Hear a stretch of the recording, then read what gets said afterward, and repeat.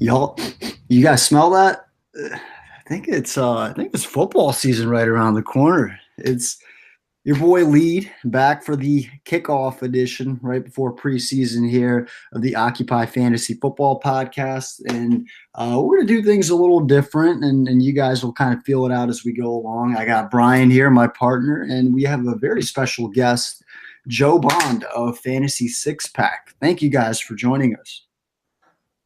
Hey, thanks, Lee. Thanks for having us. Glad to be back. We had the episode last week talking about the best bets to make before the NFL season starts, but now we're getting back into the fantasy thing. And Joe, thanks for joining us. Really glad you could be on board for this.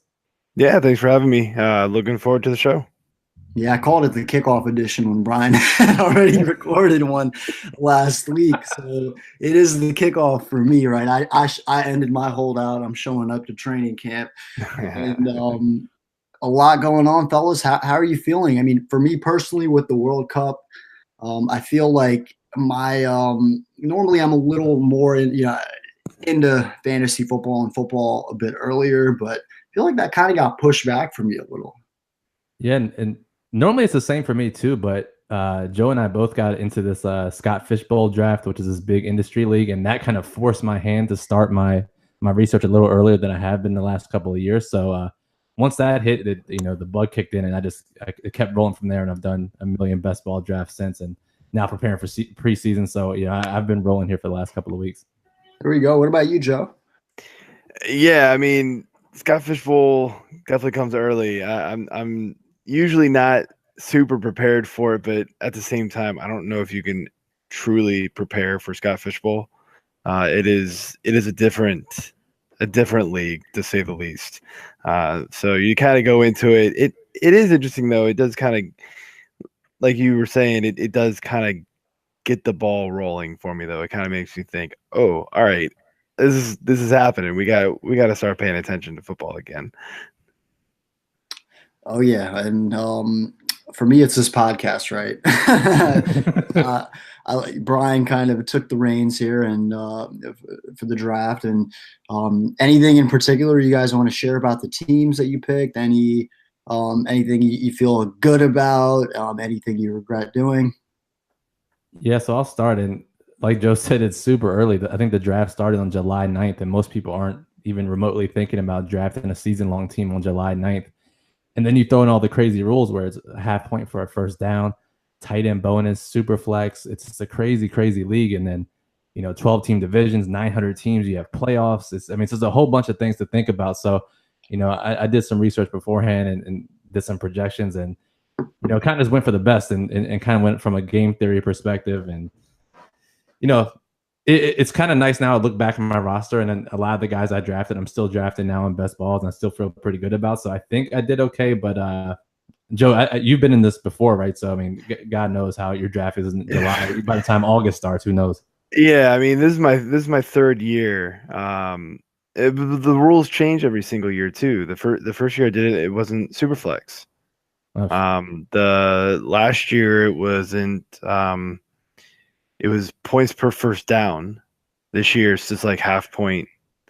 It's half point PPR and half point for first down, and then obviously the tight end.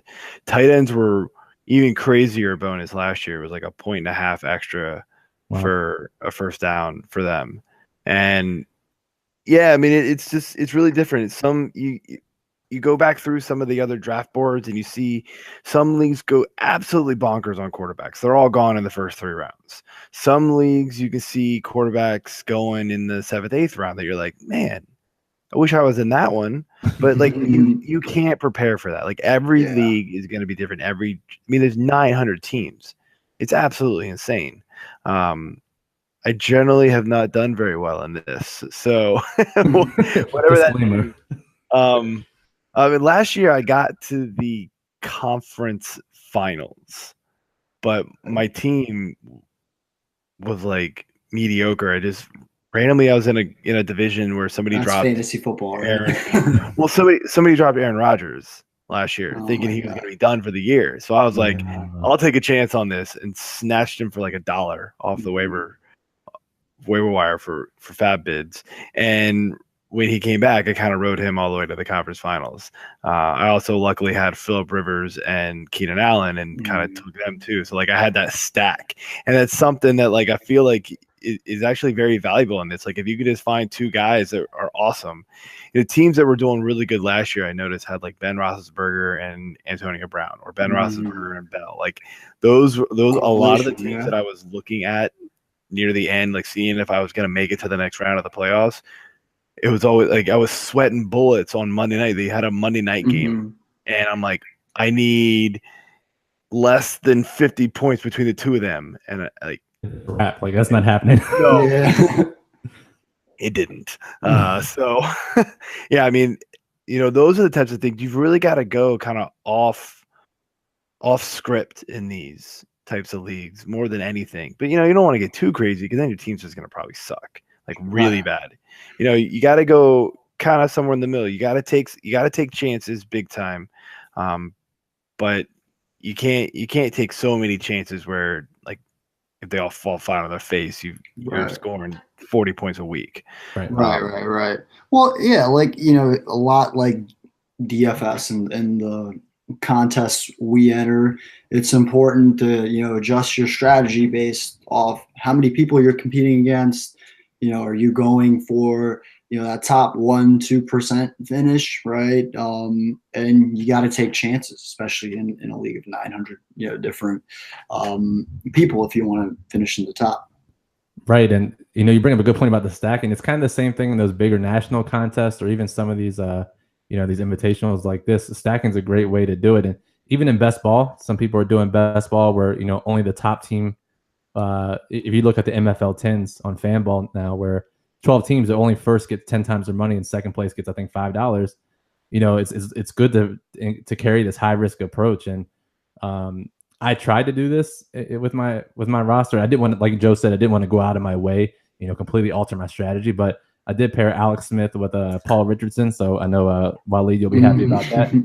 But then I also paired, when you get a chance to pair the backup quarterback with a 6th round rookie, it's really hard to pass that up. So I paired Jacoby Brissett with Deion Kane of Indianapolis, and that was before all the positive Andrew Luck news. Wow, Jacoby Brissett, huh? It's a deep ass league, man. It's a deep rosters, and when you can start 2 quarterbacks, it's worth taking some high value backups. I love snagging Fitzgerald from Tampa. I was like, well. First 4 weeks, I got him, or 3, whatever it is. But it don't matter. I mean, I'm going to start Kirk Cousins and Phil Rivers those weeks. I'll tell you though, man. I'll tell you, and I gave you a shout out on Twitter about this. The fact that Antonio Brown fell as far as he did in the first round to you shocked me. I thought for sure he was going to go right after me, or like maybe the next 2 picks after me. He fell all the way to number 8 for you. And I was like, deal of the first round right there. That's unreal. But I know everybody went running back crazy in our league, and it's because of that first down bonus and the fact that it's only a half-point PPR. Right. But yeah, still, I actually contemplated taking him at pick 4. Took Zeke instead, figuring I could get a half decent receiver on the way back, and I definitely did with AJ Green. I almost got Michael Thomas. I was like drooling, thinking I was getting Michael Thomas at the back end of the second round, but he went 1 pick in front of me. Almost got Odell Beckham too. They both went right 1-2 in front of me. That's the thing about if you're just getting, like, for our listeners who are just getting back into fantasy and start looking at drafts and rankings and stuff, you'll notice that running backs are going crazy high this year. So you have that chance of getting that top tier receiver in the mid to late second round. And I just, when Antonio fell to me at 8, I was like, am I missing something? Like, is there some shit I'm not looking at with these league scoring rules? But I'll take it. Well, let's jump into some kind of player news that we have going on. I know you guys talked about Doug Baldwin last week, and now he's dealing with, is it a knee injury, right? That should hold him out for the rest of preseason. And the doctors are saying, they feel optimistic he'll be ready for the regular season, but with injuries like that, and how things can linger and even progress, Where are you now with that? And Joe, I don't know how high you were on Doug Baldwin before this news. Does that affect where you might take him in drafts? Yeah, it has actually. I had him ranked inside the top 12 for receivers easily, and I have now dropped him all the way back down to 22. That's a pretty scary injury. So you're concerned. You're all, like, that is going from, receiver one to, hey, like, now you may expect him to miss a few weeks. I mean, he's missing the whole preseason with a knee injury that they're not really giving a whole lot of information on. Right. Maybe if something, look, I'll adjust super quick if they come out and be like, hey, he's running full sprints, so just not going to play into the games type of thing. If I see some videos of him at practice just going off, like, I'll go back. Right. As of what you know right now, if you had a draft tomorrow, you've made that adjustment. If my rankings are usually kept up to date to how I feel at the moment. And if I was drafting today, I would not be drafting Doug Baldwin in the first few rounds. Okay.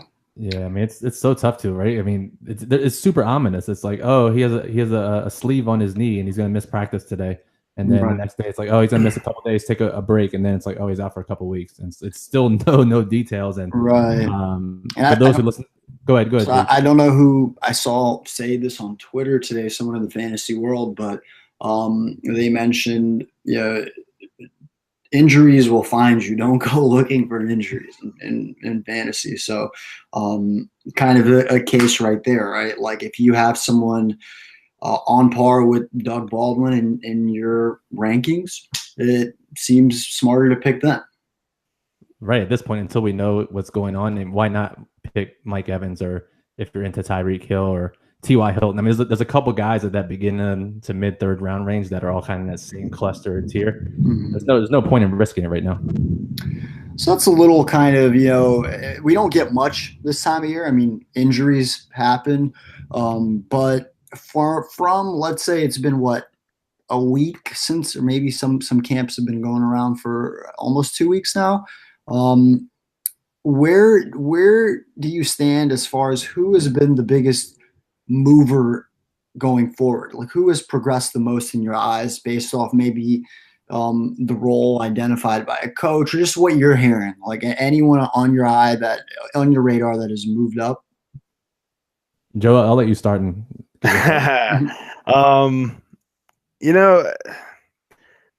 Chris Carson is probably the obvious choice here. He's getting a lot of praise.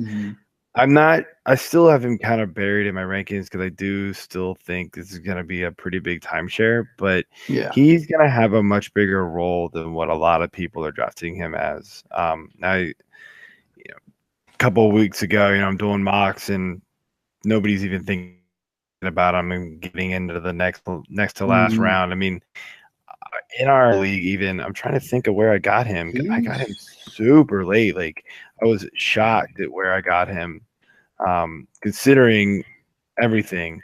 Right. I mean, the talent is round there. 12 in that league, and that's a league where people are taking chances. So, I started thinking about it, and I had a couple of good starting running backs, but they went so quick. I figured I got to take a chance and try to get one that could be a starting running back at least for a few weeks. Even if you get one for a few weeks in that type of format, it matters. But it does, yeah. Chris Carson is one that I think his arrow is trending upwards drastically right now.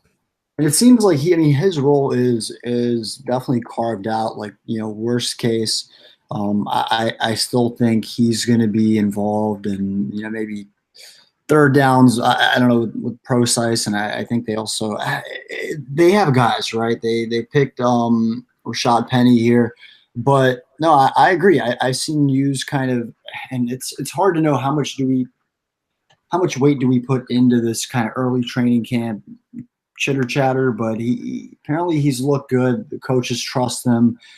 He was definitely in a cesspool of running backs last year, and we know Seattle, they're not known to run the ball, that they're not blocking for anyone. But I like it. I think with where he's going, like RB50, it's worth taking a step. Oh yeah, totally, completely agree. What about for you, Brian? You can't duck this question forever. All right. One of the guys I actually drafted in the Scott Fish Bowl, which was Jamal Williams of the Packers, and kind of like Joe was saying, anytime you can get a starting running back in this format, even if it's just for a couple weeks, is super important. And I was a big fan of Jamal Williams coming out of college. I know a lot of people liked Aaron Jones, and but just speaking of what training camp is looking like, Aaron Jones, he suspended the first 2 games of the season, and now he has, I think, a hamstring injury that he's been dealing with in practice, hasn't practiced very much. All reporters and coaches are saying that Jamal Williams is getting all the first and second down work. Ty Montgomery is getting some of the third down and hurry up. And right now you can get Jamal Williams 7th, 8th round generally in the drafts. I just think, if Aaron Rodgers stays healthy, that's a high scoring offense. You can get a guy who can get a ton of goal line looks, get a lot of action, tons of volume. I'm still pretty high on him, and training camp has kind of confirmed what I took a shot on in the Scott Fish Bowl draft. But with the injury to Jones and his suspension, I think, and Williams was great down the stretch last year. I think he was running back 8 over the second half of the season. So I think, if that continues, I think he presents a pretty big value. Yeah. Okay. Yeah, you took Williams before I took Jones. Yeah, that was like I said, I was taking a stance, and that's kind of in these big ass tournaments, right? Big ass, you have to take a stance. It doesn't really help you much if you handcuff 2 guys together. Really got to pick your poison. Just take a shot and hope it pans out for you. Yeah, and no one has a crystal ball, but I mean, we know that running backs get hurt, right? And taking a backup or someone who's in a timeshare, like all it takes is one play, and then all of a sudden they're the guy. So in leagues like this, you can take all the risks you want. So that's encouraged. So now we're in kind of, tomorrow's the first game of the preseason, right? If it doesn't get canceled or whatever happened last year. What are you guys most like what are you most focused on this preseason? Is there any team, any player that you or any position battle that you're putting a lot of weight on? I know we all know you can't put too much weight on preseason, but just for curiosity, for excitement, like what are you keeping your eyes on? Go ahead, Joe. I'm gonna duck the question. So this was easy for me. I've already got. I've been talking this for a while with a few people. It's Tennessee for me. Tennessee was the team last year, right? Like Mariota was going to take the next step. Corey Davis, they had DeMarco Murray, and they had Derrick Henry, and you name it. They just had a ton of guys. They were going to be the team that could take down the Patriots, possibly, right? Wow. Clearly that did not happen. Mariota looked like garbage. The DeMarco Murray was garbage. Derrick Henry looked good when he got his chances, but they weren't giving him enough chances. Right. Corey Davis was hurt. We know the story. Now everybody's back, new coaching staff. I'm interested in a few things. Can Mariota redeem himself? What's that backfield going to look like? How are they going to split it? Now, I don't think they're going to really show their hand completely in the preseason, but we're going to get a taste. Is Corey Davis going to be healthy? Is he going to look like he did in the playoffs last year, where he just was dominant in that playoff game? There's a lot of question marks surrounding that team, and I want to watch them. I don't watch a lot of teams like that closely. They're going to be one of them, though. I like that one. I mean, people kind of forget, right? They surprised folks in the playoffs. They beat the Chiefs. Mariota didn't have the season we expected him to have, especially considering like he had the year before unreal red zone numbers, right? Right. I mean, he was obviously dealing with injuries. But now it's a different energy, right? Now I think there are going to be a little more expectations on them. Henry, and now he has the keys, right? I think with they are a very prototypical, first and second down running back and passing down running back sort of situation. So, I liked them. I got my eyes on them as well. And Corey Davis was someone Brian loved, probably more than most people did last year. Yeah, it didn't work out much last year. He had a hamstring injury. But, you know, Joe, it's funny you mentioned that. Like, literally yesterday, I bet the Titans over 8 wins. So, yeah, I'm big on them. I think Matt LaFleur. I'm all for these younger coaches coming in and revamping offenses. So, Matt LaFleur, Matt Nagy for Chicago. I've talked about Chicago all off season, seemingly about I think they're going to make a huge turnaround. So, they'll be one to watch. But really, yeah, someone hit. I think you had posted something about, hey, how Chicago is like you were looking at long shot Super Bowl odds that you would take a shot at, and someone gave you the Nick Young. Like, what the hell are you talking about, gift? Yeah, I mean, you look at the old Chicago Bears, you think so, but they've made so many changes. And you know, if you want to listen to more about Chicago Bears, we talked about it forever on last week's podcast. But you know, I won't bore everyone here, but what I'm really looking forward to this preseason, I think, is are the rookie quarterbacks. There's so many exciting options, specifically Lamar Jackson. I think the Ravens, have an easy schedule, and we'll see if Joe Flacco actually has this fire lit under his ass. But I want to see Lamar Jackson in the offense so badly. So to see him, especially this first game of the preseason, really excited to see what he can do. I hope he takes over sooner rather than later. Oh, I couldn't agree more. I mean, as far as the rookie quarterback angle goes, that's exactly, usually it's preseason is something you kind of drag your feet through. I'm kind of excited. Everyone from, Baker Mayfield, Lamar Jackson, Darnold, he just signed. Josh Allen, is he going to be as bad as everyone says he is? Josh Rosen. I mean, we're talking about 5. Am I missing someone? Like, maybe if you consider Mason Rudolph, he's still in there. Right, definitely quarterback of the future type of situation. Yeah, all these guys are gonna most of these guys are gonna have an opportunity to make their case to be a starter. Yeah, Joe, what are your thoughts on this quarterback class? You know, I'm not sure we're gonna get any one of them to be very fantasy relevant, though. I think in the future, this year or just in general. This year. Okay, yeah. Yeah, this year, like I'm not super interested in any of them. Buffalo's a train wreck. The Jets are kind of a train wreck. Arizona, not super good either. The other guys just aren't going to get a chance. Right. Like you said, maybe the Ravens get their head out of you know what, and they bench Flacco and they put in Jack.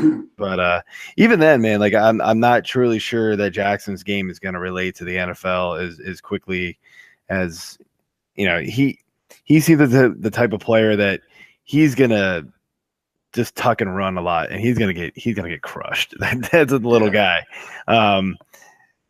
I'm not super excited. Now in the future, I think this class was good enough to get 1 or 2 kind of stud quarterbacks out of it for sure. Fair. And I agree. Just to kind of be clear on this, I'm not taking any of these guys in at least my more standard leagues. But let's say this, Joe, if you had to pick one guy in a keeper league, or you're in a, let's say, deeper league that drafts rookies, who are you taking?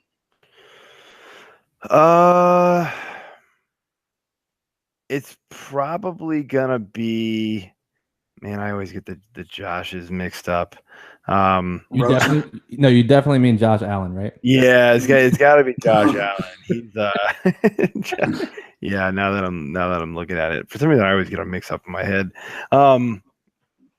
Yeah, it's definitely Josh Allen. He's got the better arm, man. And I think eventually that team, they can't be this atrocious of receiver forever, right? You wouldn't think so. It's funny. I posted like my first 6 picks of the Scott Fishbowl draft on Twitter, and everyone's like, "Oh, this is such a great team." I was like, "Oh, thanks, guys, no big deal." And then I was like, it's only 6 rounds. Let's let it play out. And then like a few days later, one of my followers was like, "Yo, so how'd the rest of the draft go?" And I was like, "Well, I just drafted Josh Allen. If that tells you anything about the rest of the draft." So unfollowed right that moment. Yeah, right. Yeah, seriously. That's hilarious. Well, let's cover one more thing here before we wrap it up. And I think, as some people are just getting in the swing of things, right? And they're looking at most people, what they do, average fantasy player probably looks at consensus rankings, or whether it's Fantasy Pros, ESPN, whatever they do. What sticks out to you guys as far as what you're generally seeing, let's say in that top 20, maybe 30, that you feel like you're either like thrown off by, or like you think you will use to your advantage? Like, oh, so-and-so is only ranked 20, but I could see him easily be first round talent. Joe, I'll let you have this one first this time, man. Yeah, it's about time. such a gentleman. Thanks, Joe. Okay. The one thing that, and it doesn't baffle me, just because, Wally, we've talked about in our previous podcast about recency bias and how people are so stuck on the most recent events that have happened. And the Houston Texans passing game under Deshaun Watson, I think people are blown away by the numbers, and they should be. There were insane numbers that Deshaun Watson put up, but he's going to regress. And to see DeAndre Hopkins being drafted in the first round, right behind Antonio Brown, it just set up so perfectly for him last year. Just massive volume. Will Fuller was hurt most of the time. Tight ends were in and out of the lineup. And they were trailing almost every game. They only won 4 games. They just peppered him with targets. He had no choice but to crush. And so now this year, you look at their Vegas win totals now at 8.5. They're like top 8 Super Bowl projected teams. I was shocked. Right. Like, they were ranked very high as far as the Vegas odds. Yeah, and then they get J.J. Watt, Whitney Merciless back, and if that defense improves like they should as being healthy, they just shouldn't have to pass as much. Deshaun Watson should regress. I just think it's when you can wait a couple picks, you can get another running back, or you can get Odell or Julio Jones. I would prefer those guys much more. What about even someone like Michael Thomas? Could you see yourself? Would you rather pick him? Is there a scenario where you pick him over DeAndre? Potentially. I just don't think I will have the chance to draft DeAndre Hopkins. I have him like 4th or 5th, and he's going to be gone before I'm willing to draft him almost every draft. So that could be a big pain point if he repeats last year for my drafts. Yeah, and he's right now kind of ranked, like you said, right behind Antonio Brown, top 6. He seems to be going in that 6-7 range, which, in your opinion, is a little too high. What about you, Joe? Anything you've noticed maybe in your rankings that are a lot different than what you're seeing? Yeah, I mean, it's a guy you mentioned just kind of briefly is Tyreek Hill. A lot of people are just drooling over this guy, man, and I get it. The overall numbers were there. The thing that bothers me about him is the consistency and the big plays. I was doing some investigation into him, and he had 8 touchdowns last year, which is a really good number for receivers, right? But all of them were over 30-yard touchdowns. So crazy. 6 of them were over 50-yard touchdowns. He's not repeating that again, especially with pretty much a rookie quarterback. Right. I don't care how good we think Mahomes is going to be. He's going to be a rookie. And he's going to have really bad games. And then you forget they added Sammy Watkins. Not that I love Sammy Watkins, but he's better than anybody else they lined up across the field for him last year, not named Travis Kelce. Right. And they're getting Spencer Ware back. Let's not forget Spencer Ware was pretty damn good 2 years ago. Yeah. So like they're adding weapons, and I think his volume goes down. I think the fact that he was so efficient on the big plays, he's going to disappoint. He'll have monster games, but he's going to disappoint overall where he's getting drafted. Yeah, Joe, real quick, I completely agree. I mean, people talk about Alex Smith and maybe Mahomes is an upgrade, but Alex Smith was the #1 most efficient deep passer last year. It was so crazy good. It came out of nowhere, like actually nowhere. And if I can imagine saying that this time last year that would have happened. Right. No woman I would have lost a lot of money. Right. A lot of money. Oh yeah, for sure. I'll do. Let me bring up this here because speaking of Tyreek Hill, right? So obviously going from Alex Smith to Mahomes, you might expect a slightly that will affect the offense maybe as far as what they're trying to do, at least early on. Last year, Tyreek Hill had, I think, 50, like less than 100 rush yards, whereas, the year before he had like 267 rush yards, 3 touchdowns. Do you think maybe, let's say he does regress in the receiving game, like, do you think the Chiefs, given the type of player he is, he's almost like Deshaun Jackson, right, as far as the long ball, but he can at least he can get hit, right? He can take a hit. They can run a jet sweep or like a direct toss to him. And like, do you think the Chiefs will adapt and maybe give him the ball more like that, or are you not? Is that not on your radar at all? I don't personally think they will. I think they've got 2 running backs that they can trust, and they're not gonna put him in that situation. Mm-hmm.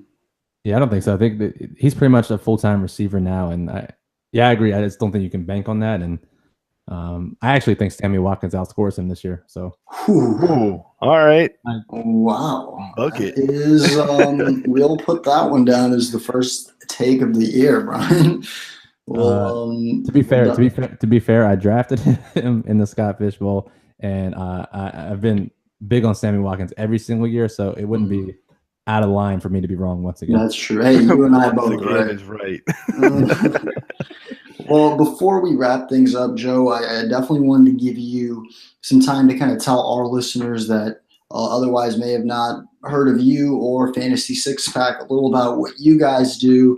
You can obviously follow Joe at F6P_Joe, like Fantasy Six Pack. Those are the letters. So yeah, Joe, floor is yours, man. Yeah, thanks. So of course, you already mentioned the Twitter and the website. It's fantasy6pack.net. Some jerk off owns.com and will give it to me. He wanted like $1,000 a year ago, and I was like, no, you can have it. Yeah. Anyway, so so I've written for a few different places as well. I started Fantasy Six Pack, I don't know, 8 years ago. It's kind of just, it was a major hobby for me. Just thought I'd be having fun, and it's kind of turned into a little bit bigger than that now. I've done some guest posts for Fantasy Pros. I do the rankings over there. I've written for so-called fantasyexperts.com and a couple other sites as well. But those are the more major ones. But yeah, we do our own podcast right now. We're doing it on Tuesdays, and they get published up on Wednesday mornings. But we do football, baseball, do a little bit of basketball. We get some World Cup, Premier League. I saw we do. Actually, my Premier League guy just vanished off the face of the earth, and I have no idea what happened to him. So might not be doing that this year. Oh no, mate. I have no idea. So unless anybody's listening wants to write some Premier League, hit me up. Sounds like a good opportunity. But yeah, it was surprisingly popular for the site. I was like, okay, I'll give this a shot, and got a bunch of hits, which I was pretty surprised. Dude, if people can bet on it or play fantasy, they'll come no matter. Yeah, I mean, clearly. But yeah, so that's what we do. We do a 6-pack of sports. We try to mix in some beer talk every now and then. Definitely do on the podcast. So it's all fun though. Great group of guys. We got like 12 to 15 writers at any given time. They're all on Twitter, so definitely hit us all up. There you go. And I'm gonna have to ask you, what's your 6-pack of choice? Right now, I've been digging the Stone Delicious IPA. Okay, it's IPA guy. Yeah, definitely an IPA guy. But the Stone Delicious is my choice right now if I had to pick one. There you go. Looks good. I might have to check it out. I did a little Googling right as you said it. Yeah, it's good stuff, man. Sweet. All right. Actually, one more thing before we wrap things up here, and I kind of wanted to circle back. And at the end of the day, we're all fantasy football nerds. We love fantasy football, but we all also love football, and everything from the team landscape to I don't know if you have a favorite team you root for, but I'll ask you this here: give me one football prediction for the season, non-fantasy related. Oh man. Putting you on the spot. Putting you on the spot. Put me on the spot big time. Um, Football prediction, non-fantasy related. And we'll I'm gonna, hold you to this. We'll revisit this in 5 I'll, minutes. I'll go with the Denver Broncos are gonna win the AFC West. Oh, There we go. I like it. I think the defense is still good enough, and Keenum's gonna raise that offense back to relevancy. And they got the rookie Freeman, sorry. yeah. He's gonna make that. They're gonna make that offense good enough that they're gonna be able to keep the defense off the field. Gotta admit, there's a lot of excitement around the AFC West, right? With Gruden getting $1 billion for 10 years. The Chiefs going with the rookie.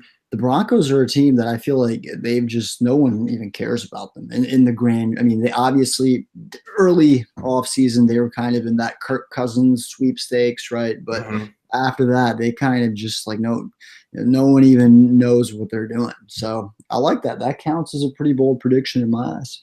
Yeah, I mean, honestly, whoever screws up the least will probably win the AFC West. Pretty much. There you go.